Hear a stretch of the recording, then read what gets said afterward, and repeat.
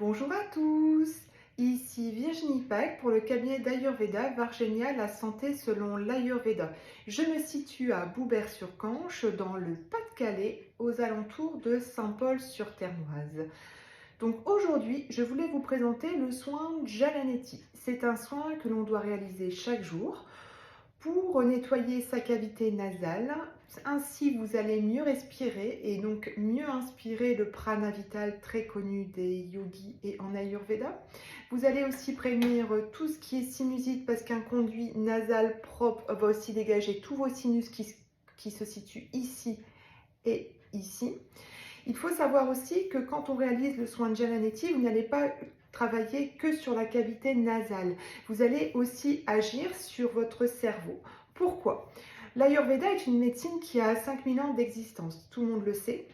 Mais vous voyez, ils avaient déjà bien compris parce qu'au niveau anatomique, vous voyez la cavité nasale qui est ici. Ici, vous avez le plateau frontal. Vous voyez, c'est un os ici. Vous voyez bien.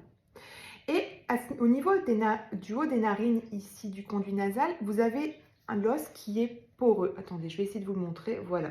Vous voyez, l'os ici est poreux. Il y a des micro-trous. Donc, ce qui veut dire, c'est qu'au niveau osseux, votre nez communique avec votre cerveau. De ce fait, quand vous faites le soin de Jalaneti, vous allez avoir ici votre conduit nasal propre et vos sinus propres et donc ça va clarifier l'esprit. De même que quand vous avez un rhume, par exemple, vous allez voir qu'ici vous avez vos yeux comme ça fort fermés ou une sinusite qui vous tape ici, ça fait mal et vous avez les yeux fermés aussi, donc ça va obscurcir votre esprit. Et donc le soin Jalaneti agit donc aussi au niveau cérébral. Alors, comment réalise-t-on un soin Jalaneti? Donc, vous avez besoin d'un étipeau, donc je vous expliquais, le étipeau, soit un étipeau en cuivre, soit un étipeau en céramique. Dedans, vous allez mettre de l'eau tiède, 37-40 degrés, un peu comme ce que vous prépariez pour un bébé, par exemple. Dans cette eau, vous allez rajouter du sel, une petite cuillère à café de café ou la moitié. Vous voyez, la moitié d'une cuillère à café classique.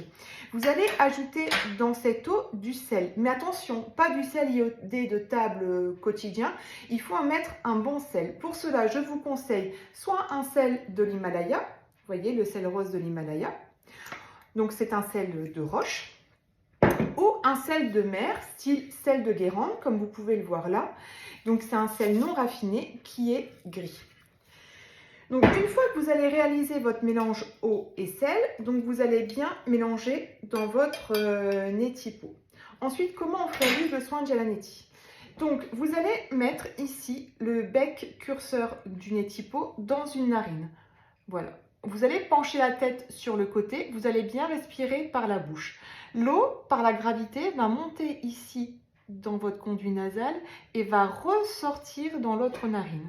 Donc, vous faites la moitié d'un pot dans une narine et vous faites bien le deuxième pot dans la deuxième narine.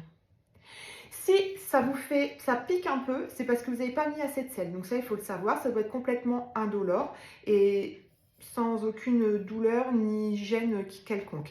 Bien respirer par la bouche parce que vous ne pourrez pas respirer par votre nez. Il est possible qu'il y ait de l'eau qui coule dans votre arrière-gorge parce que le conduit nasal communique avec la gorge. Dans ce cas-là, pas de souci, vous pouvez cracher ce qui vient. Ensuite, une fois que vous avez réalisé le Jalaneti, je vous conseille au-dessus de votre évier de souffler d'une narine, l'autre narine pour évacuer l'eau et les résidus. Ensuite, vous vous mouchez correctement et voilà, le soin de Jalaneti est fait. Ce qu'il ne faut surtout pas oublier, c'est que l'eau salée peut assécher votre conduit nasal. Donc, pour remédier, vous avez besoin d'huile de sésame, vous voyez, comme ceci, une huile bio. Faites pas attention à la marque, c'est peu importe la marque. Et vous avez besoin d'un petit pot en verre comme celui-ci, un petit flacon avec un compte-gouttes à l'ancienne. Vous mettrez votre huile dans le petit compte-gouttes, c'est très pratique. Ainsi, vous prenez votre huile et vous pouvez mettre une goutte d'huile de sésame dans chaque narine. Cela va permettre, donc ensuite bien sûr, inspirer chaque narine pour bien faire monter l'huile dans le conduit nasal. Bien évidemment, comme ça communique avec votre gorge, vous pouvez avoir un petit peu d'huile qui redescend dans la gorge. Donc dans ce cas-là, il suffit simplement de le cracher. Et voilà, comme ça, vous aurez votre conduit ici bien hydraté. Dans la routine ayurvédique, il faut huiler tous les conduits.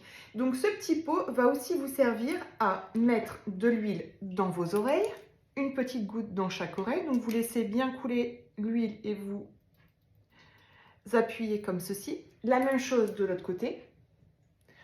Voilà, et dans la conduite, dans la routine ayurvédique, vous devez aussi huiler le pubis et l'anus. Pour cela, je vous conseille de l'huile de coco, qui est donc antifongique et qui est plus adaptée, je pense, au niveau intime.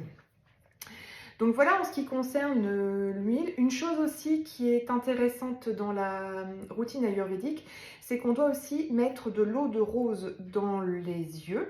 Une goutte que vous mettez aussi avec un petit flacon, mais cette fois-ci avec de l'eau de rose. Attention que ce soit bien de l'eau, qu'il n'y ait absolument pas d'alcool pour ne pas irriter l'œil.